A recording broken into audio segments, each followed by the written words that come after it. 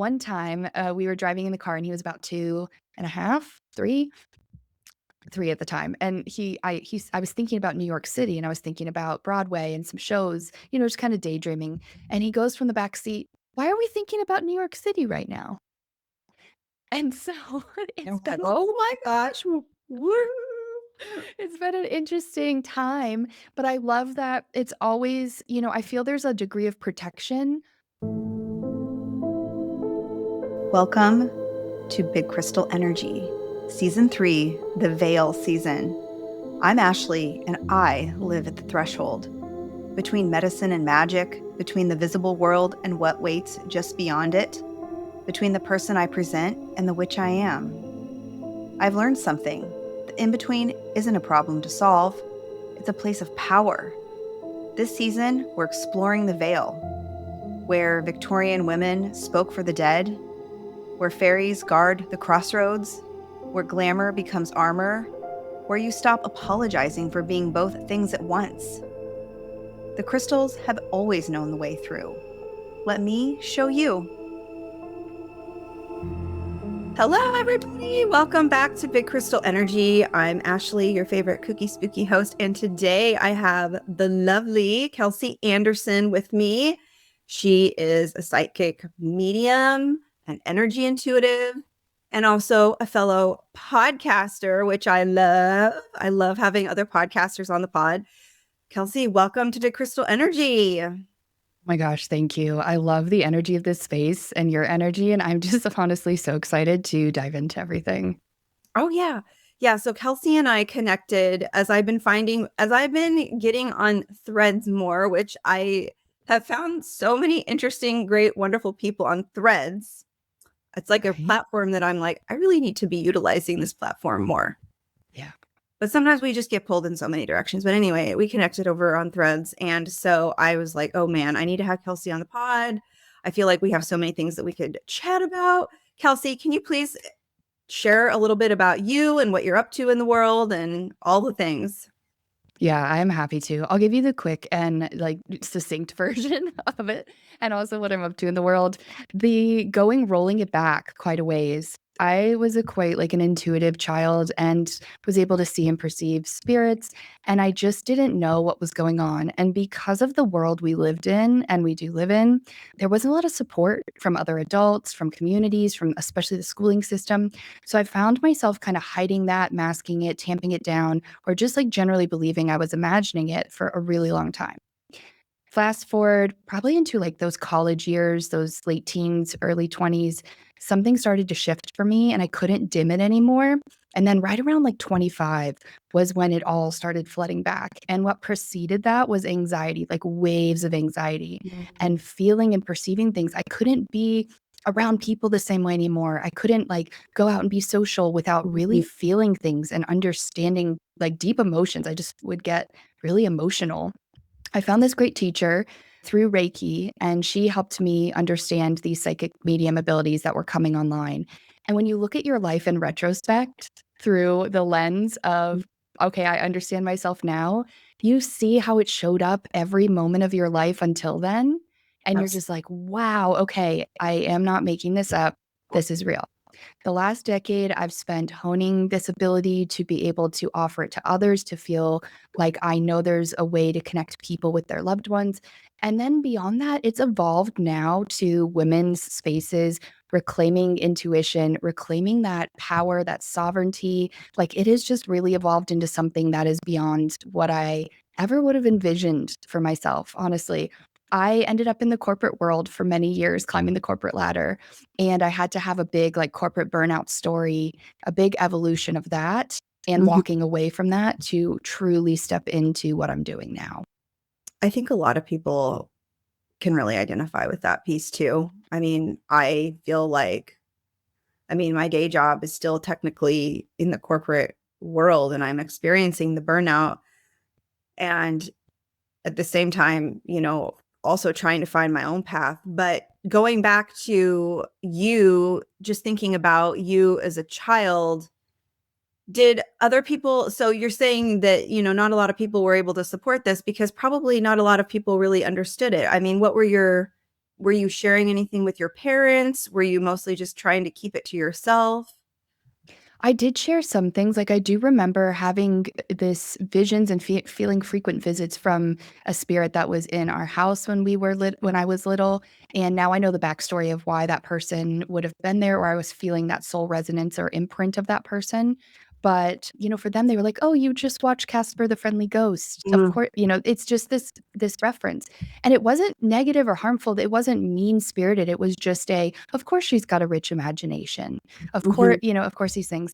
One thing I will say is my mom is highly intuitive, and so I do feel like I was able to be sensitive, and those sensitivities were fostered, so there was a really interesting degree of that, which I'm really grateful for, because I think without that, it would have been a much harder aspect, not having that one person that really could, like, understand maybe a bit of what I was experiencing. I love that you had that because I know personally, my youngest son, he's 3, and he's showing a lot of signs of, I don't know, I've been told by people that do channeling, spirit guide work and things like that. I've been told that he has abilities and he says things and has awareness of things that I don't really know where he would even know this.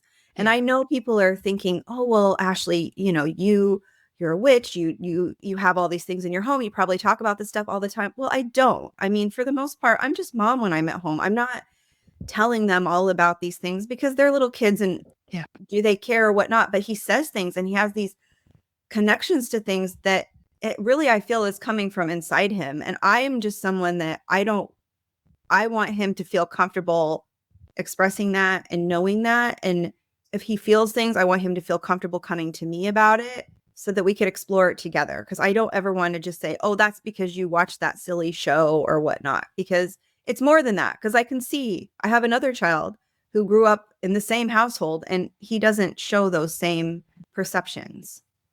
That's really fascinating. I'm so Mhm. glad you shared that and are able to talk through that, because a lot of parents, and I know you've shared this and I share similar experiences with my son, is that there's psychic mediumistic abilities in children, especially this wave of children we're seeing that are coming into this earth experience.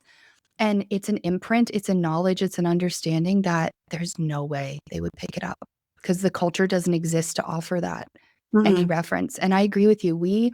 As much as I do this work and I live in it in my own realm, I don't share it. My child is a child. He likes, Yeah, Spider-Man and like true. running around at the playground. And Of none of his course. peers are going to be talking about the things that Mm-mm. he shares. So, just to validate your experience, I do feel there's a lot before age 6, 7, 8. That Mhm. window with the spirit world is really open. That channel's really open. And there's just not a lot that's closed it off yet. And so I'm sure he's experiencing so much, and you're doing an amazing job guiding him in what feels like uncharted territory.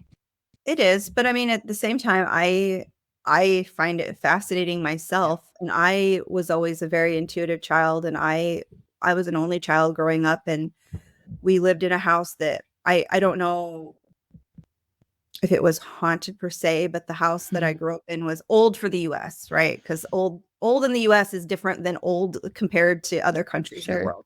But the house was older, and I always sensed this entity there. There was something. I always had these, I don't know, there was something. I would wake up and I would see, like, in my mind, or maybe I was asleep or something, like there was a presence at the end of the hall and there were things, because the second we moved out of that house and we moved into a different house, I didn't feel that anymore. Wow. You know? Okay. So I know Yeah. it had to be, and I've lived in a lot of different places over the years as I've gone through my life, and there's only been one other place that I ever lived that had that similar, like a similar kind of vibe to it. And so I'm thinking, wow, there must have been something to that. I must have been perceiving something as a child. And that maybe my parents, they lived in the house too, but they didn't have that same perception because their sensitivity is different than mine. Yeah. I think that's such a valid and interesting point. If you think about the history of the United States or several hundred years, how many people could live in a property? How many things could go on a land, in that time? It's just pretty remarkable. And I always wonder too, like, I know for sensitive children, it shows up in ways of, like, you could feel the entity, you could feel what had happened there. But then I look at some of the subtle effects that happen in like family dynamics when houses hold that energy. Are families going through tougher financial challenges when they live there? Are they fighting or bickering a little more? Are there Oh God. health concerns coming up? And so, even if they're not aware of the sensitivity, can't name it, what is the energetic impacts that happen in those spaces that we can like go back and say, oh, wait, things were different when we were there? That's so fascinating that you say that because I never really thought about it because my parents, they met and they didn't live in that house. They bought that house. My dad remodeled that old Victorian house and then I was born there and then within me by the time I was 6 they were divorced. Okay. Yeah. I don't really have a lot of memory of them living together in that house. I mean, my dad continued to live in that house until I was a senior in high school, but that energy was always there, like through all those years. Mhm. And it's interesting now because you can't, I mean, if you look back and you think, well, if I had this knowledge or if I knew these things, but when we're young, we don't know, right?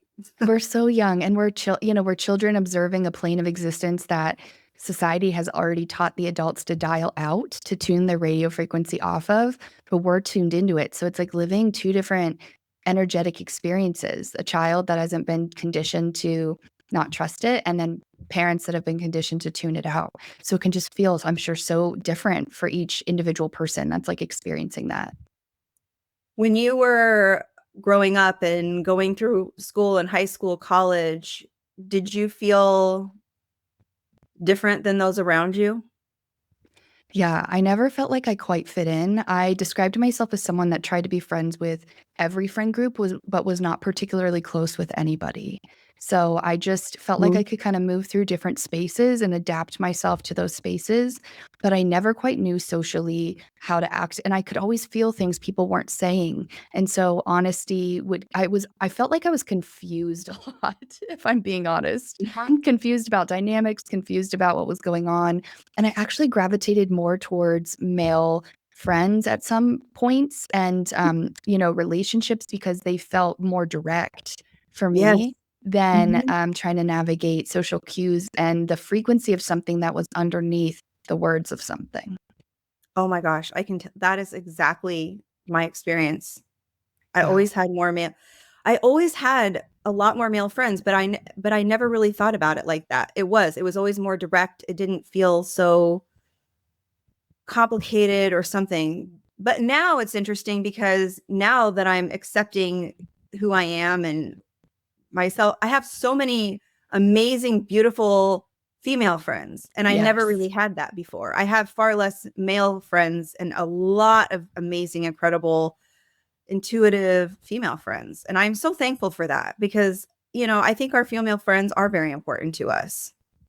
Yeah, they absolutely are so important, and it's so interesting how much we have in common in that way. Like, I Mhm. felt like for what I'd experienced, the struggles, the trauma, the stress, those friendships fit my life and what I needed in that time, but Mhm. I didn't understand healthy female friendships for a really long time until I actually went through a lot of healing, a lot of shadow work, came into this work spiritually, and had to shift a lot of my, masks and wounding and these things. And then I was like, wait, we're not conditioned to compete. We're Mhm. conditioned to support each other and Yes. lift each other up. And I'm Mhm. like, women are the most badass, Yeah. amazing. And I love what they are doing in the world. And I will support them Mhm. till the ends of the earth. Like, it's an amazing transition. Yeah, there's nothing at this stage of my life, there is nothing that I truly love more than supporting my friends, their dreams, their goals, their businesses, whatever venture that they're going on, their education. It's so fun being a cheerleader for other incredible women. I always say like I wasn't a cheerleader in high school. I definitely did not fit in with those girlies at all, but I feel like I'm able to be one now as an adult in my own way. Amazing. I love that transition. That energy is so beautiful. I really feel like it Yeah. is. Yeah. I mean, because I just felt like kind of like you. I always felt this pull to, Mhm.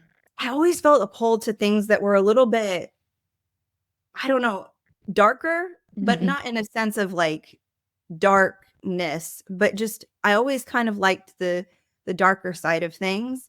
And it's hard to articulate that with people, and it's hard to find people that have those kind of common interests. And now I'm finally finding people that understand what I say when I'm saying that I like darker things, but that doesn't mean that I'm a dark person. It just means I like that shadow side of things. I don't know. Does that Yeah. make sense? It makes total sense. I'm sitting here going, yes, yes, absolutely. Because when we embrace the dark and the light within us and we venture to any part of that, like for me, this shows up in working with goddesses, not as worship, but as great spiritual teachers, in going into Yes. the depths and the womb space and not being afraid of any parts of that. And I think about nature too, like the mossy, wet, dark, damp parts where Mhm. beautiful things grow in Yes. nature. And I think being able to venture there, not being scared of it, is actually a return to power and wholeness of oneself than the rejecting it for the light.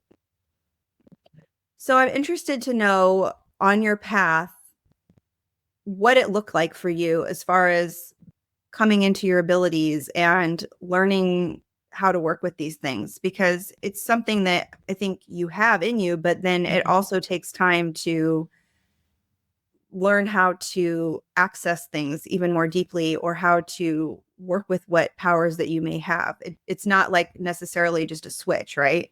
No, it really isn't. And I know some people where it is, and they've had really intense childhood experiences. So for them, it felt like a switch. For me, it felt clunky, is the best way I can describe it. And I was a little scared of it, to be honest, for a while. I remember having the first mediumistic experience and thinking, wow, like, no way. That is, the evidence is just irrefutable. How am I Mhm. hearing this? And just trying to make sense of it. Like, my brain had to take a little time to get on board with how Mhm. I was receiving the information. And then I remember going through a whole phase where out in public, it was just, I just couldn't. Like, I was just homebound a lot more. Mm. I use this example. I was having a massage with this amazing woman. And I remember when I learned that when people touch me, I receive mediumistic connection. Mm. And I believe they call that psychometry, where you through touch. It's usually an object, but it can be person to person. And so I remember her when the first she laid hands on me, her abuela came into the room and was just chatting the entire massage.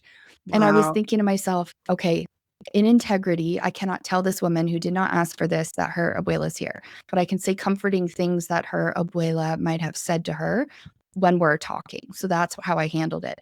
But it took that whole hour of where like I should have been relaxing or like taking care of my body to being like tense and stressed out about how to handle it. So I had to learn about touch. I had to learn about being careful who I touched and when I was willing and how to guard that.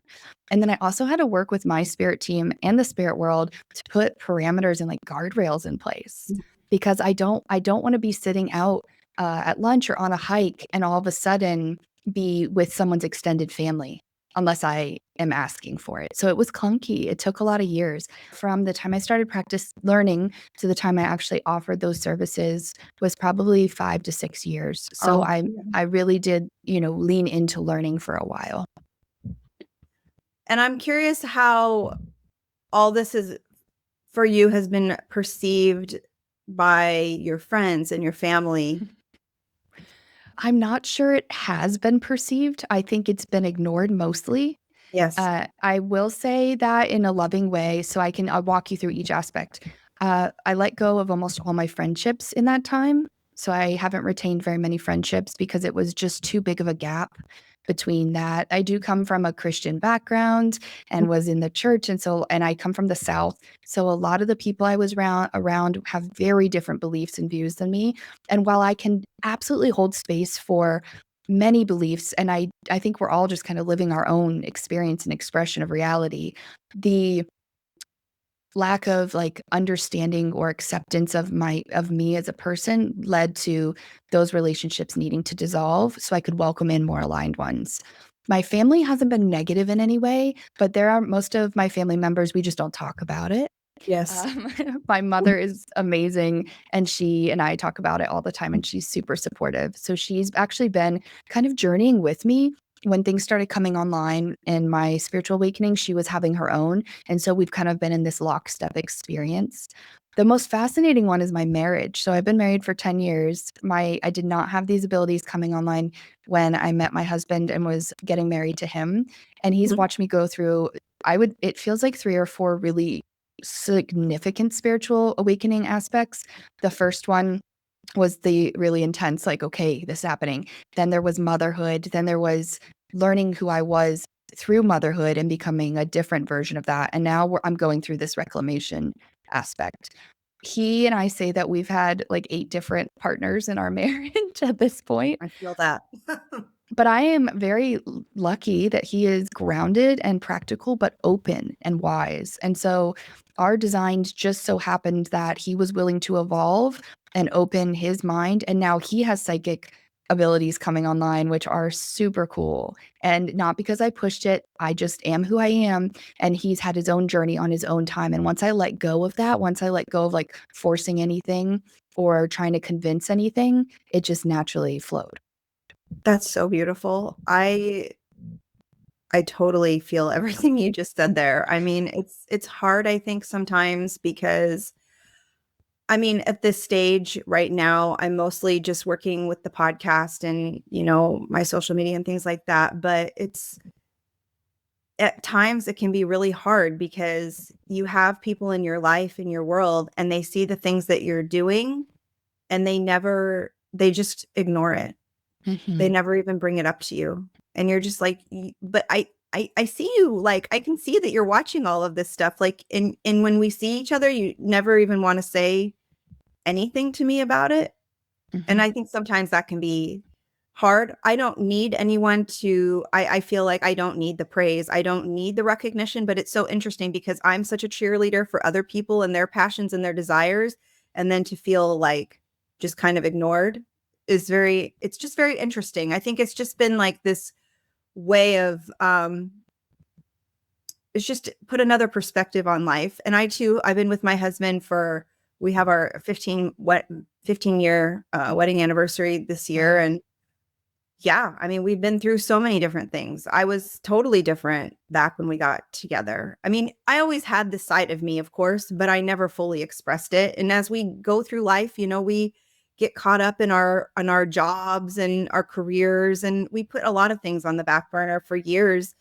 But he's also been very supportive, and he's very intuitive, but he's very skeptical. Very I love skeptical. that. You said so many profoundly important things in what you just shared about people not cheerleading you and about the profound skepticism. I feel like there's so much there that I just can feel everyone being like, yeah, that's me too. I cheer everyone else on. But how come when people see my things or I talk about them, they don't respond? I have had to do a lot of self care and self support around this particular thing. And I'm wondering how that is for you too. Because for a while, I felt really discouraged and unloved in this category by the people I considered my biggest allies and my closest people, especially friends that I have kept in touch with. I remember speaking passionately about my book that I wrote, and it was in conversation. I had just gotten done celebrating everyone else's aspect of what they were sharing about their life evolution, and the minute I shared about that, it was silence and topic change. And I remember having to go through and just do so much nervous system regulation and so much like almost self spell and just kind of really cast this ward on my name and on my energy and on myself to be like, no, this is not going to work for me. And I deserve to love myself through this. I will say a recognition that came out of that, and I, again, I'm so curious how it is for you, but a recognition that came out of that was I think when we acknowledge these things that are really confronting and big and we go through them in our own lives, people are happy to watch. But the minute they have to talk about them, engage with them, or think through them too deeply, they have to confront them in themselves. So it's not so much about us as individuals, it's about the mirror we are for people who aren't quite ready to look within. That's it. I mean, honestly, that's the way that I reconcile a lot of it. I mean, I am very fortunate because I have friends, a couple girlfriends that I've been friends with for a very long time, and they're highly supportive. And I have a couple girlfriends that I've only just become friends with even within the past couple of years, and their lives look totally different than mine, but we just completely cheer each other on every single day, you know? And that's really, I don't need it, but it is nice to have it sometimes. I don't need it. I mean, I grew up an only child. I was on my own a lot. I was navigating the world between my parents' house and all the things, like, on my own a lot. And I've always been a very, very much a self-starter. I don't need someone to tell me to do something all the time. I will do it. I will do it.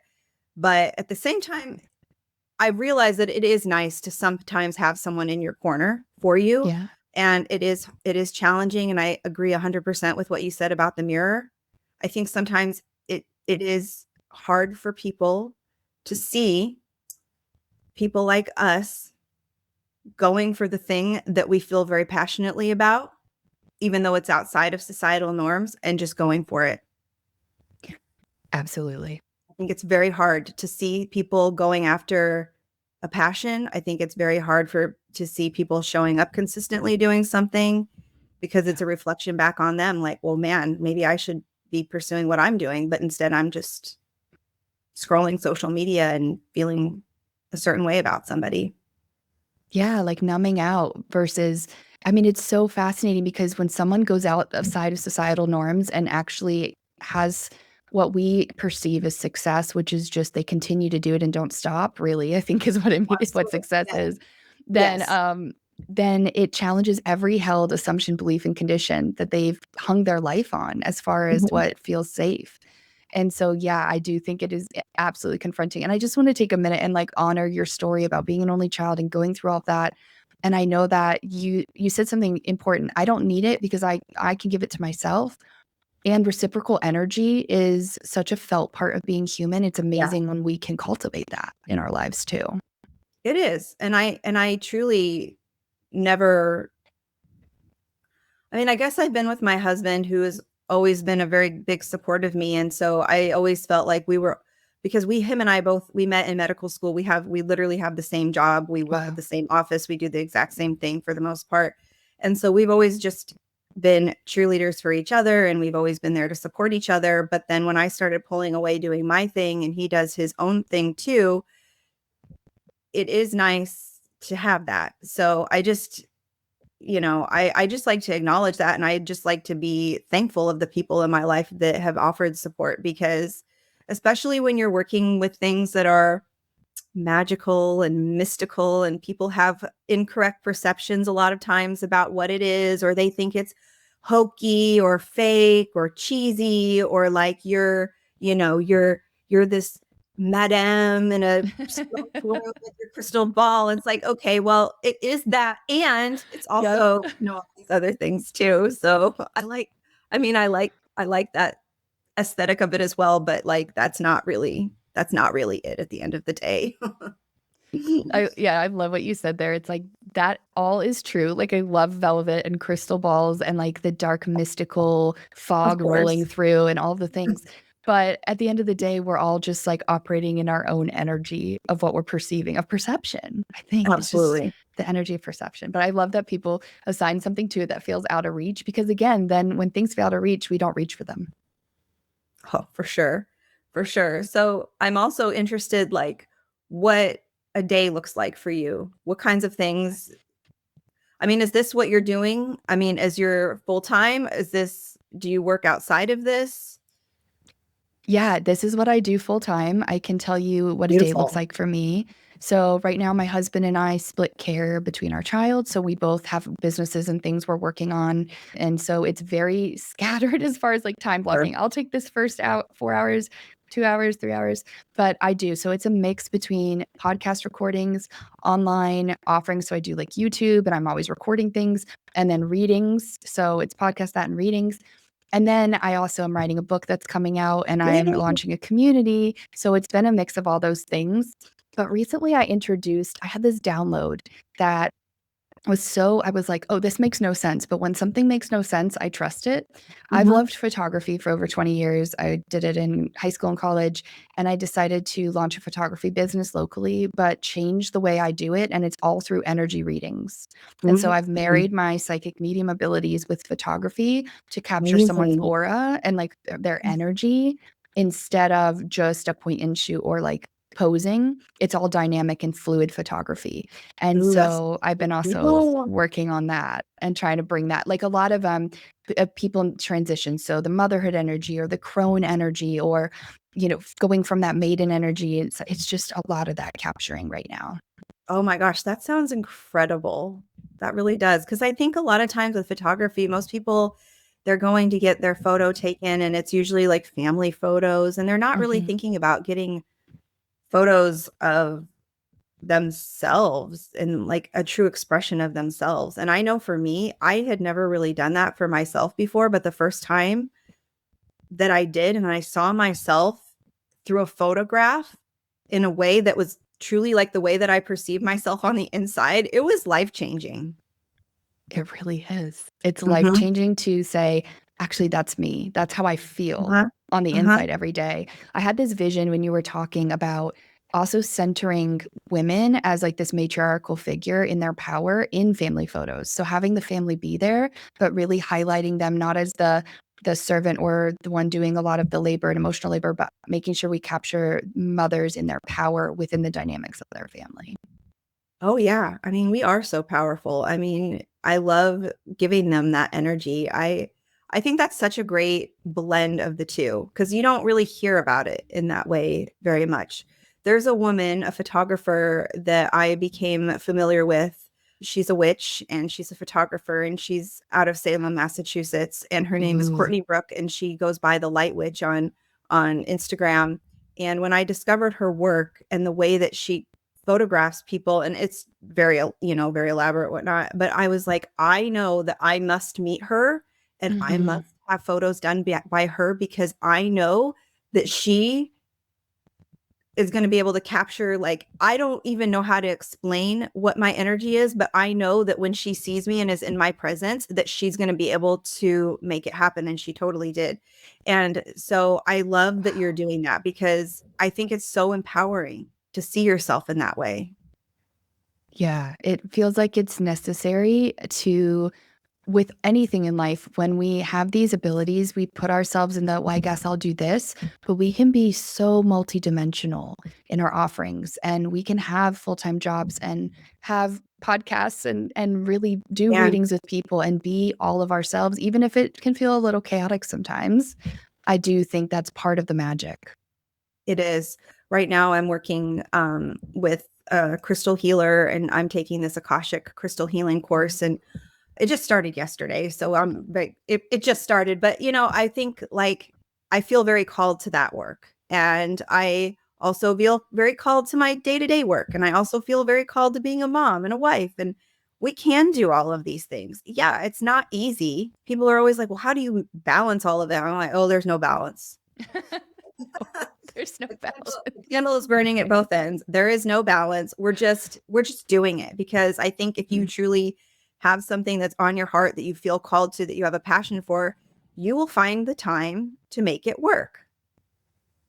I agree with that. And that's the other aspect that we get conditioned into, which is it has to be all or nothing, or you have to put hundreds of hours to it for it to be meaningful.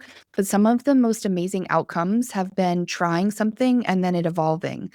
The Oh, yes. podcast for me was never meant to be a podcast. I was reading my Substack articles on on Interesting. Spotify.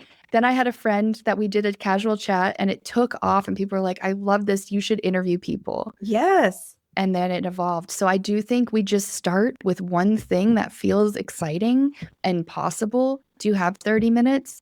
Do you have time to write one page? And I know that never feels like enough for a lot of people, but I think that actually is the energy. Like that momentum changes everything.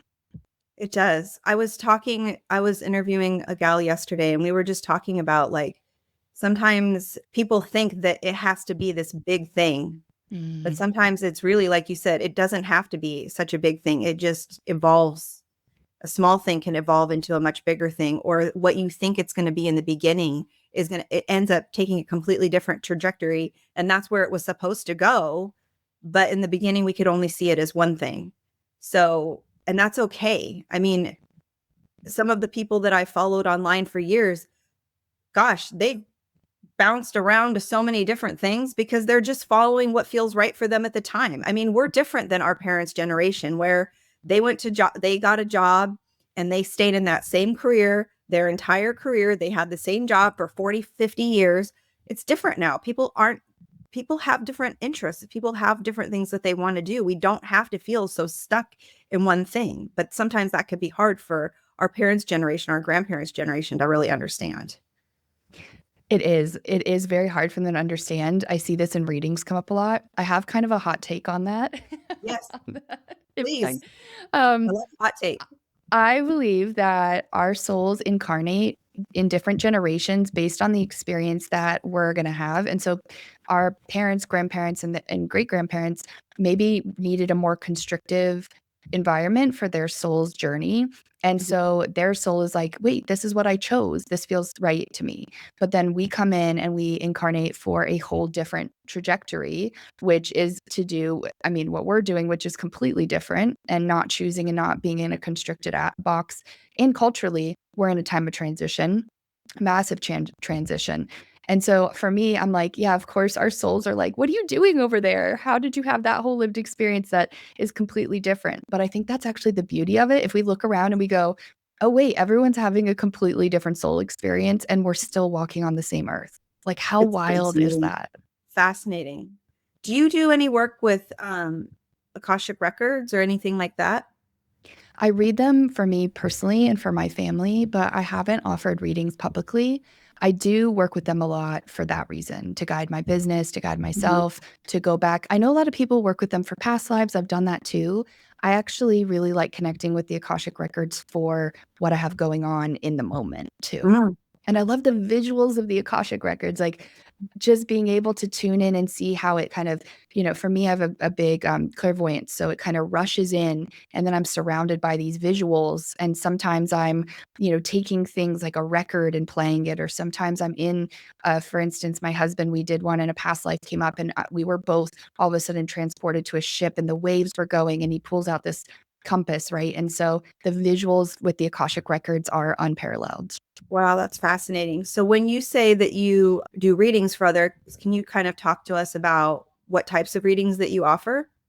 Yeah, I'd love to. So, right now, I offer three different types of readings. I offer one on one intuitive readings, which are more of your standard psychic mediumship, energy intuition, just guidance for life, milestones. And it's also a big degree of acknowledgement. I like to follow the framework of connect, release, attune, and illuminate.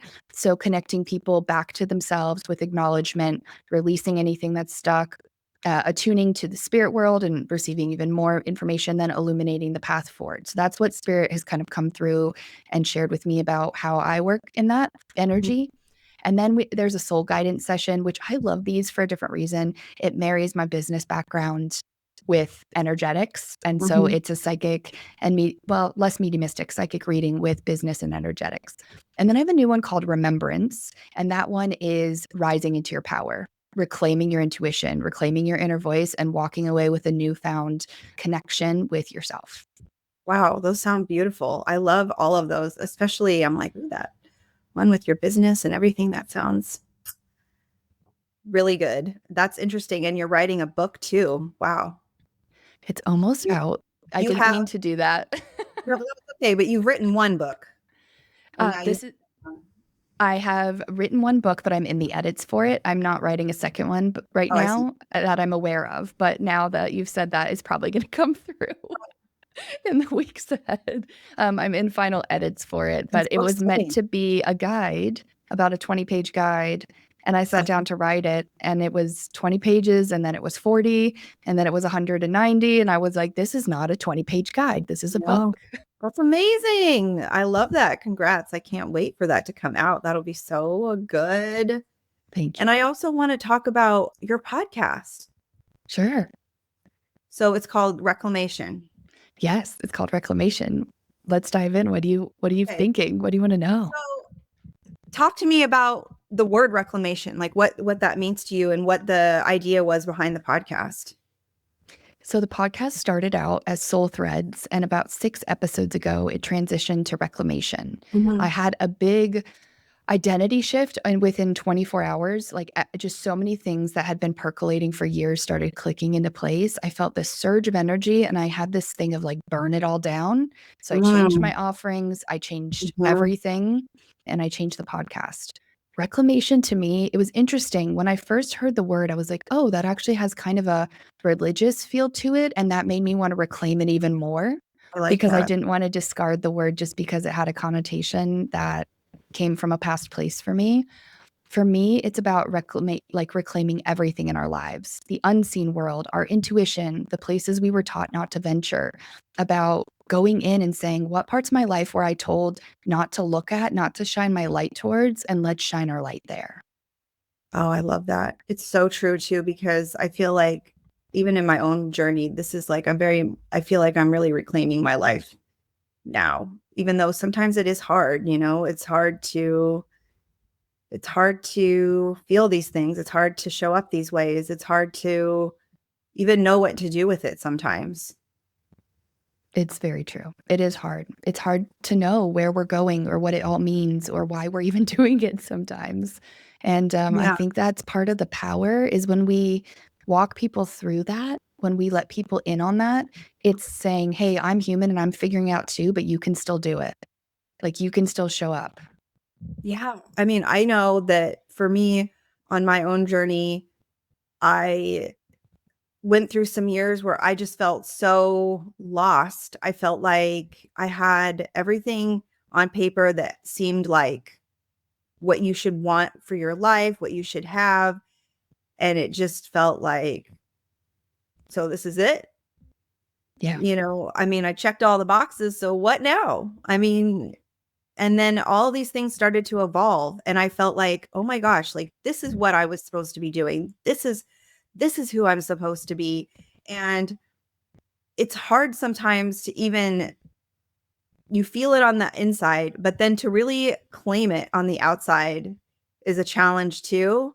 And so I think that it doesn't and it doesn't have to be like overnight, right? Where you just show up as this person. I think sometimes that can be a little bit hard. Very hard. That slow, but it was kind of a slow reclamation. I didn't just say, okay, this is me now. It was kind of a slow thing. And then I think it was kind of slow, but then it kind of started like my husband likes to say, it's like a hockey stick, Ashley. It's a hockey stick. It goes like this. And then all of a sudden it's like, like that. Wait, I love that. You know, I think there's something to that. I don't know very many people who it appears it was a bold transition, but I think there's a lot happening under the surface for a lot of Sure. people for just catching up. I read this beautiful thing. This may have come from like Abraham Hicks, but I don't know where it originated from, which is probably culturally way further back. But it's talking about how it's not as easy to jump from a vibration that's foreign to your energy to this vibration and hold it. We end up reverting back. So if you ever Mhm. notice like where we decide we want to make a huge change and instead of taking these energetic vibrational shifts to get to there, we try to go to that ideal person and then it lasts a week, a month, and we can't hold it Mhm. because our body can't hold it. Our energy doesn't know what to do versus the under the hood kind of going, okay, I'm going to take these steps. Now I'm in this vibration. This feels right. I'm going to get to the next part. Mhm. And I think that's how it happens for a lot of people, honestly. That really makes sense. I like that. I've heard something similar before and I never really thought about it in that way, but that's so true. We can't it's too much of a stretch to sometimes just jump all the way to that different vibration, but you can do it incrementally and slowly your body will attune. And I think a lot of the things like my work with my stones and stuff like that, it really stabilizes me and I start, different stones have different energies and things like that. So I start kind of attuning myself to these higher vibrational stones over time. And some things that felt more challenging to work with 2 or 3 years ago feel far more comfortable to be around now. And I'm someone probably like you where we're always looking for the next. I don't know, I'm always looking for the next thing, like the Oh, next yeah. challenge, the next whatever. So but you have to Yeah. give yourself that time. And so on your podcast, do you do solo episodes? Do you like to do interviews, a combination of both? I like to do a combination of both. I've been finding myself saying, I'm going to put a pause on interviews, and then there's like 20 people that I just can't wait to talk to. Yeah. So I say, I'm just going to do a run of solo episodes. And then I meet people like you, and I'm like, please come talk. Yeah, of Please, course. because I feel the the the same way. magic of co-creation. I do like a good solo rant. I feel like I can share more of myself. As a host, you know this, it's Mhm. less talking, it's less sharing overall, which is the point of it, I do believe. But I think it's nice for people to get to know your depth. And when you were talking about crystals, I remember when you were talking about the power of the crystals. I remember the first time I stepped inside of a selenite vortex in this group setting, and I was pregnant at the time. I was in my second trimester. And I remember feeling the power of those stones swirl around me and like rise up into the sky and thinking, wait, this has been available to us all along. So when you were talking about always trying to find the next thing, that was my example of, wait, if this is available, what else is available? Yeah. Oh, yeah. I mean, as you probably know, in the spiritual space, there's a million rabbit holes that you Yeah. can go down.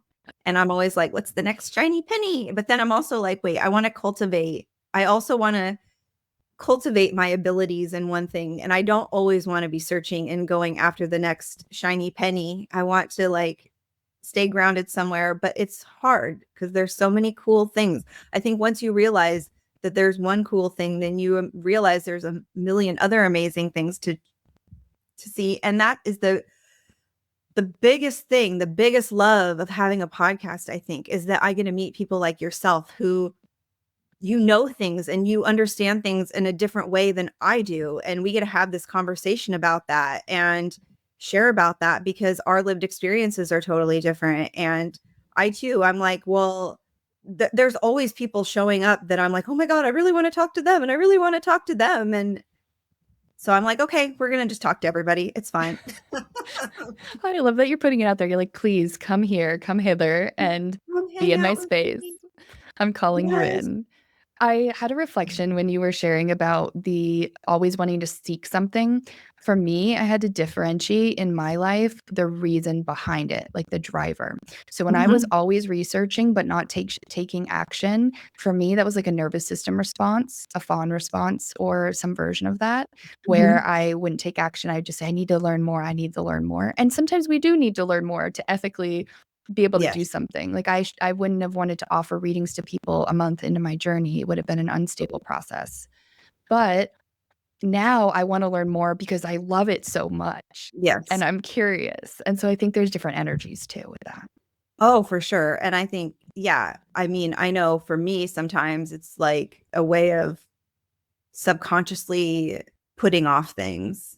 It's like, well, if I just stay in the energy of learning new things, then I'm really able to just, on the outside, it looks like I'm just doing all these things, but actually, I'm not really accomplishing anything other than my own self knowledge. And I'm not really moving the needle forward in any specific type of way because I'm just all over the place and I'm going down this road and down that road. And I don't always want to be like that either.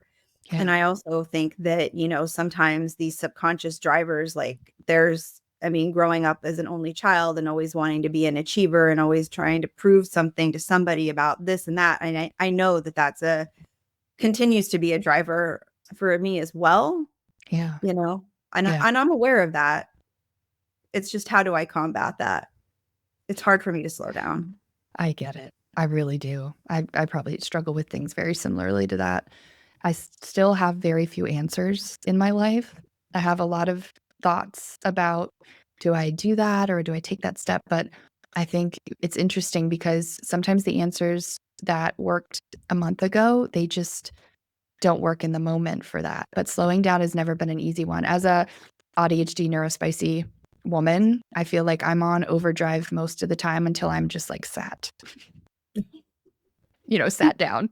Then when I'm sat down, I'm like, okay, I can be here for a few minutes. But Oh yeah, totally. I totally feel that. So, what else are you up to? What are you excited about? I mean, we're getting close to an hour here. Like, what? I know you're working on your book. You got the podcast. You're a mom. I mean, that's got to be a big part of your day-to-day life. it is a big part and it's a trip because he does have similar abilities that I am seeing happen. And there's been some interesting abilities to like read my mind, which has been very cool, but also Oh, really interesting. I don't share a ton about it, but an example that I do give sometimes is that early on I was thinking about going to lunch with a friend, and my son and I were walking to the library, and he looked at me and he said, "Oh, that's not fair. I want to go to lunch with your friend." And he named her, but I had never said it out loud. Or one time, we were driving in the car and he was about two and a half, three at the time. And I was thinking about New York City, and I was thinking about Broadway and some shows, just kind of daydreaming. And he goes from the back seat, "Why are we thinking about New York City right now?" And so and it's we're like, been oh my gosh, woo. it's been an interesting time, but I love that it's always, I feel there's a degree of protection. It's never been anything where he's had access to like he's never said anything that felt like it was an infringement. It was always a connection when it made sense and a disconnect when it didn't. And so that has been a cool realization. That's something I'm really interested in right now, is Mhm, understanding how the mechanics of that works, and how mhm, how the mechanics of that and like the energies, and when we put up these natural boundaries. And another big one that I'm just like so amped on in general is like energetics, is mhm. playing around with the energetics of ourselves, our energy fields, our life, and doing these really interesting and unique practices that have been dropping in around playing with our own energy and magnetism. Oh, yes. I think about that so much. I mean, probably in a different way, but I know one of the practices that I do every day before I go into my workspace is that I sit in my car before I head in, and I will typically every day I will grab one stone or crystal, usually just like something smaller, like a little tumbled thing, whatever Yeah. energy that I want to bring with me for that day. And I sit there in my car before I head into work, and I think about the energy that I want to bring with me for that day and how I want it to affect me, of course, but how I want it to affect everybody around me. It is profound, honestly, Powerful. very powerful. I can feel this Very- like bubble of energy radiating from Mhm, you and just changing the dynamic of your mhm. workplace, and also just your own energy too. Because, the thing is, especially when, I mean, for anybody in any kind of work environment, there's stresses, there's dramas, there's, all these different types of things. But it's really interesting how it just takes one person's energy to throw off the energy of everything around you, either in a positive or negative way.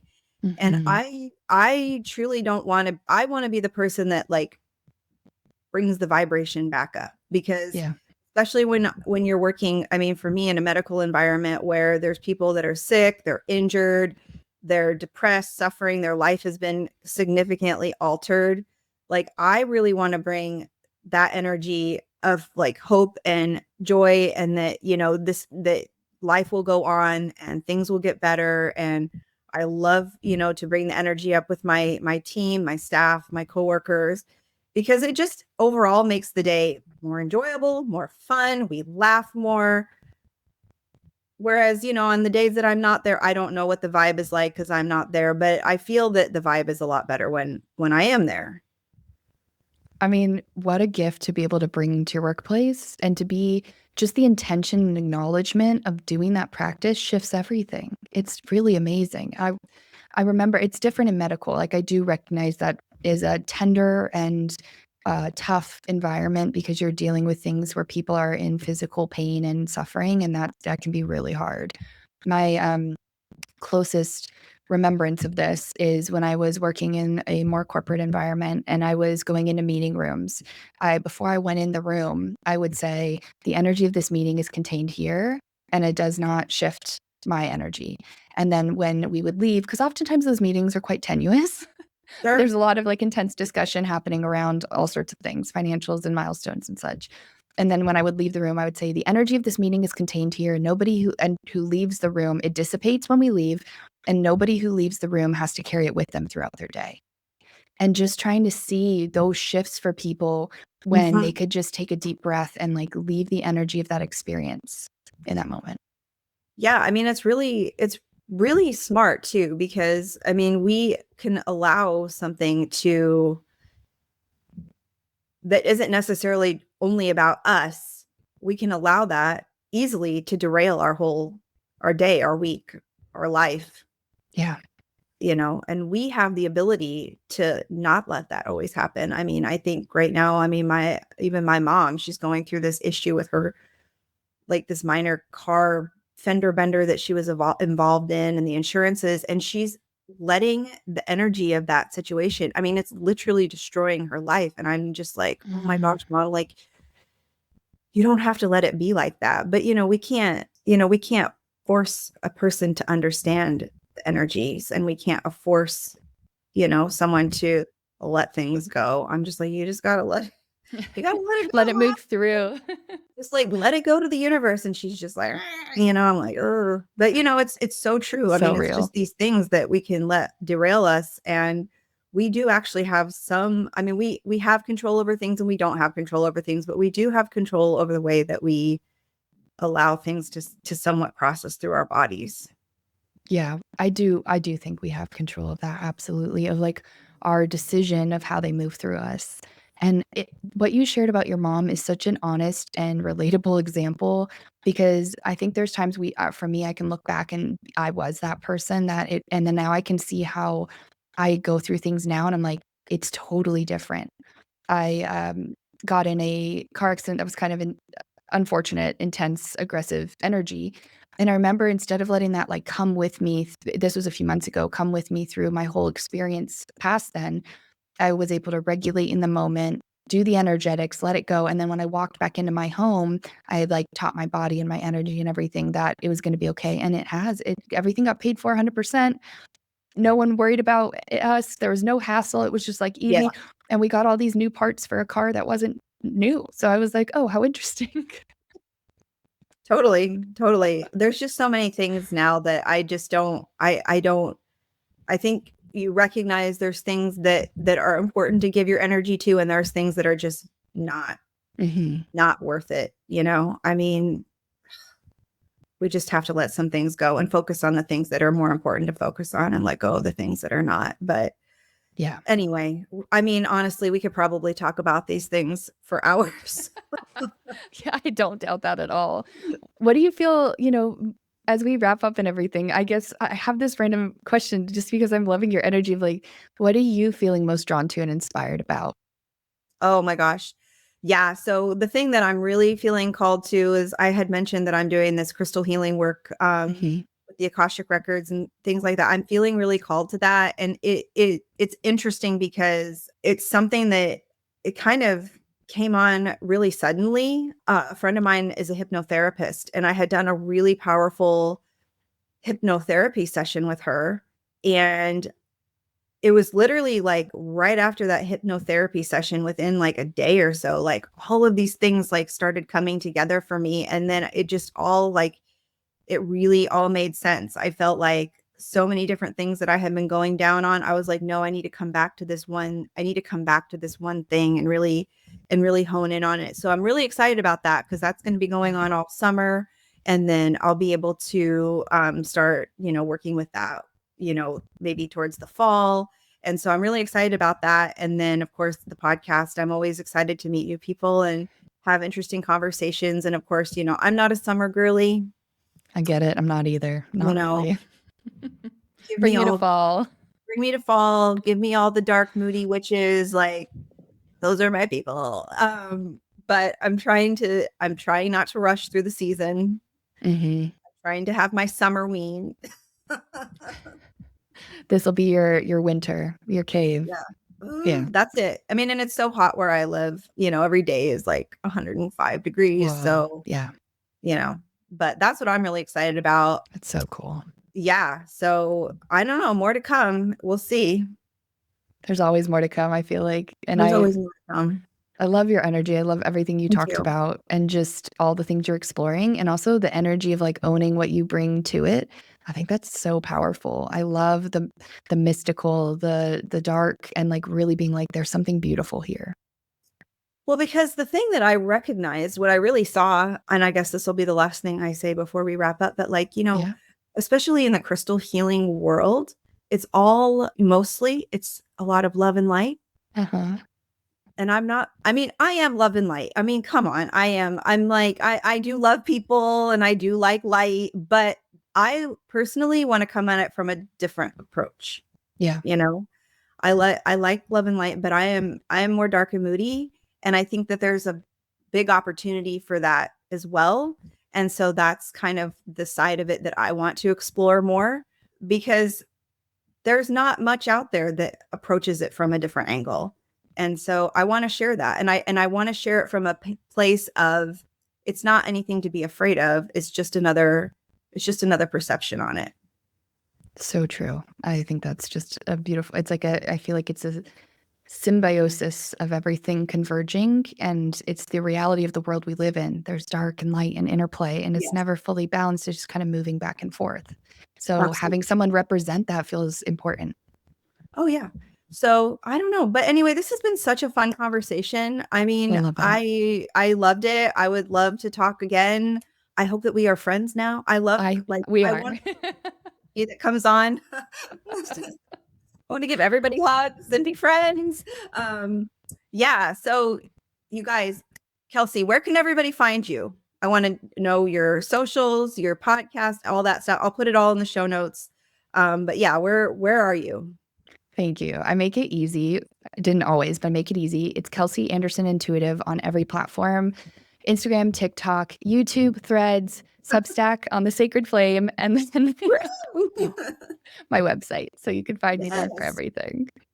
And then she has the Reclamation podcast, which is amazing. And thank you so much for being here today. It's been so fun talking. I know my audience is going to love you. I just know it. Thank you for having me and just creating this big crystal energy. Big crystal energy, you guys. It's not just about the crystals. All right. Thank you so much. Have a great day. Bye. Thank you so much for spending this time at the threshold with me. If you want to go deeper, follow me on Instagram at mystical.mama.ash, where I share daily crystal magic and behind the scenes of this liminal life. You can also find resources, previous episodes, and ways to work with me at bigcrystalenergy.com.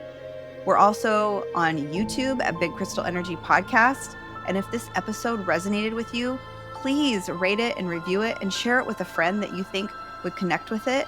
It would mean so much to me and helping build this beautiful community of other magical friends and crystal workers. Thank you so much. Until next time, bye.